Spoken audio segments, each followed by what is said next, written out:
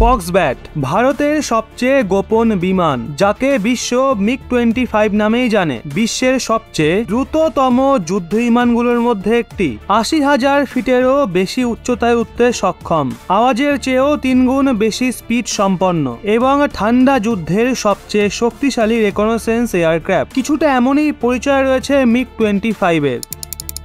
এর ক্ষমতাই কথা থেকে আন্দাজ করা যেতে পারে, যতক্ষণ না বিমানের পাইলট চায় যে শত্রুরা এর বিষয়ে জানতে পারুক, ততক্ষণ একে ধরা প্রায় অসম্ভব। কিন্তু ভারতের সাথে মিগ-25 কে বিশ্ব কিছুটা অন্যরকম ভাবেই মনে রেখেছে। হ্যাঁ সত্যি, এটা ভারতের সেই রহস্যময় বিমান ছিল যেটা পাকিস্তানে নির্দ্বিধায় ঢুকে যেত, আর তারা বুঝতেও পারতো না। তো চলুন আজকের ভিডিওতে জেনে নিই কি ছিল সেই সম্পূর্ণ ঘটনা। এই ঘটনাটি হলো 1997 সালের 19শে মে, যখন পাকিস্তানের রাজধানী ইসলামাবাদের আকাশে হঠাৎই প্রচুর তীব্র একটা আওয়াজ শোনা যায়। এমনটা মনে হয়েছিল যেন একসঙ্গে একাধিক বজ্রপাত হচ্ছে। তখনই ইসলামাবাদের বাসিন্দারা নিজের নিজের ঘর থেকে বাইরে এসে দেখে আকাশ তো পুরোই পরিষ্কার রয়েছে। তারা বুঝতে পারলো না হঠাৎ এটা কি হলো, এত তীব্র শব্দ আসলো কোথা থেকে। শোনা যায় ওই দিন পাকিস্তান পুরোই স্তব্ধ হয়ে গেছিল। পাকিস্তানের বায়ুসেনাও এর উৎপত্তি কোথা থেকে তার খোঁজ নিতে নিজেদের যুদ্ধ বিমান আকাশে পাঠিয়ে দেয়। তারা বুঝতেই পারে না হঠাৎ ইসলামাবাদের আকাশে এটা কি হলো।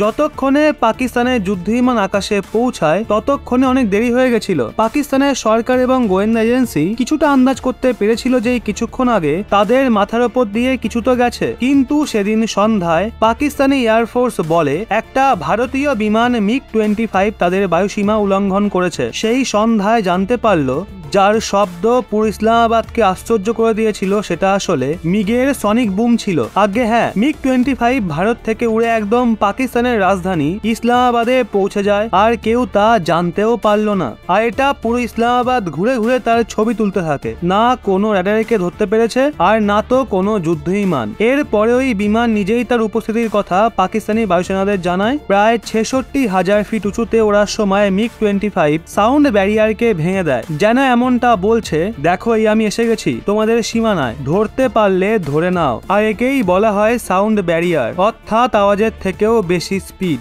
আওয়াজের গতিকে যখন বিট করে কোনো বিমান শব্দের গতির থেকেও বেশি স্পিডে ছোটে, তো তখন একটা আওয়াজ হয়, তাকেই বলা হয় সনিক বুম। কিন্তু আপনি কি জানেন পাকিস্তান সবকিছু জানার পরও কেন কিছু করতে পারেনি? কারণ তাদের সবচেয়ে শক্তিশালী যুদ্ধ বিমানও ভারতীয় বিমানের তুলনায় অর্ধেক শক্তি সম্পন্ন ছিল। এই অবস্থায় তাদের দুর্বলতা দেশবাসীর কাছে দেখাতে চায়নি। আর এটাই ভারতীয় মিগ-25 এর সবচেয়ে বড় শক্তি, যে তাকে ধরা প্রায় অসম্ভব। এটাকে তার সময়ের সবচেয়ে ফাস্টেস্ট এয়ারক্রাফট বলে ধরা হয়ে থাকে। এটা এয়ার টু এয়ার মিসাইল নিক্ষেপ করতে পারত। 25 বছর পর্যন্ত ভারতের বায়ুসেনাতে নিজের ভালো দক্ষতা দেখিয়েছে এই মিগ-25। তো বন্ধুরা, এর পরবর্তী কাহিনী আরো বেশি ইন্টারেস্টিং। বিশ্বের কেউ কখনো জানতেও পারেনি যে ভারতের কাছে তার গুপ্ত বিমান মিগ-25 রয়েছে। গরুড় নামে পরিচিত ভারতের এই বিমানের পুরো জীবন রহস্যময় ছিল।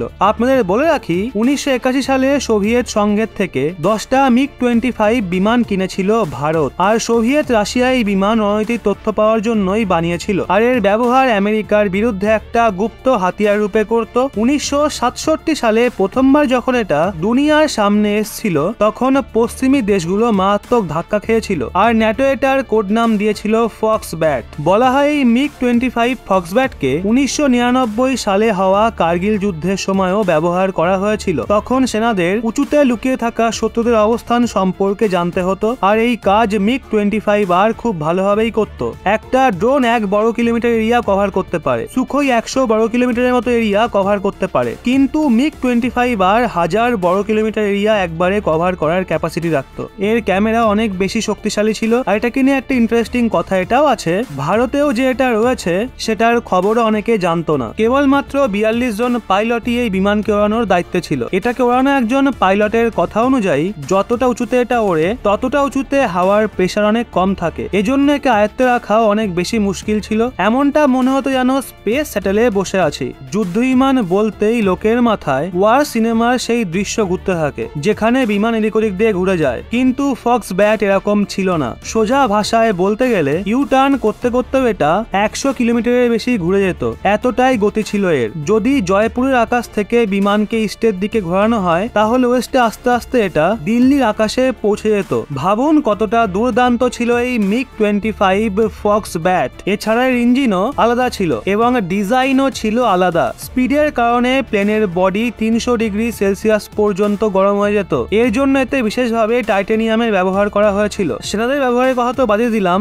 এর নাম 2 ডজনেরও বেশি বিশ্ব রেকর্ডে নথিভুক্ত রয়েছে। 1977 সালে 30 আগস্ট একজন রাশিয়ান টেস্ট পাইলট আলেকজান্ডার ফেডেটো এতে বসে 1,23,000 ফিট উঁচুতে পৌঁছে গেছিল।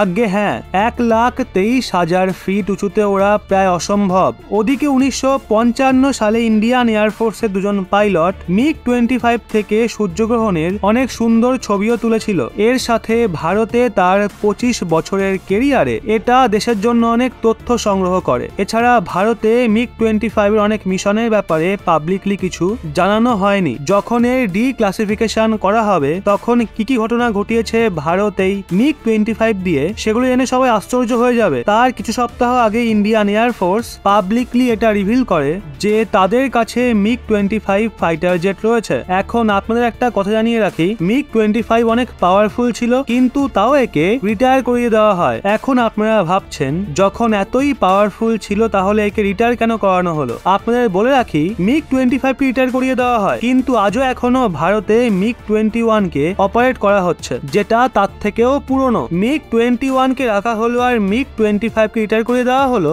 এমনটা কেন? আসলে এর পেছনে একটা নয় অনেকগুলো কারণ রয়েছে। প্রথম কারণ হলো 2006 সালে ভারতের কাছে শত্রুদের এলাকার ছবি তোলার জন্য হাই রেজুলেশন সম্পন্ন স্যাটেলাইট এসে গেছিল। তো এই অবস্থায় শত্রুদের এলাকায় ঢুকে পাইলটের জীবনকে বিপদে কেন ফেলবে? এর দ্বিতীয় সবচেয়ে বড় কারণ হলো মেইনটেনেন্স। যেহেতু একে রাশিয়া থেকে ক্রয় করা হয়েছিল তাই তার পার্টসকে সেখান থেকে ইম্পোর্ট করা অনেক এক্সপেন্সিভ হচ্ছিল, কারণ শোনা যায় রাশিয়া মিগ 25 জেটের ব্লু প্রিন্টও নষ্ট করে দিয়েছিল। এজন্য এর মেইনটেনেন্স করা অনেক মুশকিল ছিল। আর আপনাদের বলে রাখি, আপনি যদি এই সুপারসনিক ফাইটার জেটকে দেখতে চান তাহলে চলে যান দিল্লির পালাম মিউজিয়ামে, সেখানে সেটা প্রদর্শনীতে মজুত রয়েছে। তো বন্ধুরা, এই যুদ্ধ বিমানের ইতিহাস জেনে আপনাদের কেমন লাগলো? আশা করি ইতিহাসের সত্য ঘটনাগুলো আপনাদের খুব ভালো লেগেছে। সত্যি যদি আপনার ভালো লেগে থাকে তাহলে এই ভিডিওকে নিজের মধ্যে সীমিত না রেখে প্রচুর শেয়ার করে অন্যদের কাছেও পৌঁছে দিন। আবার দেখা হবে নতুন এক ভিডিওতে।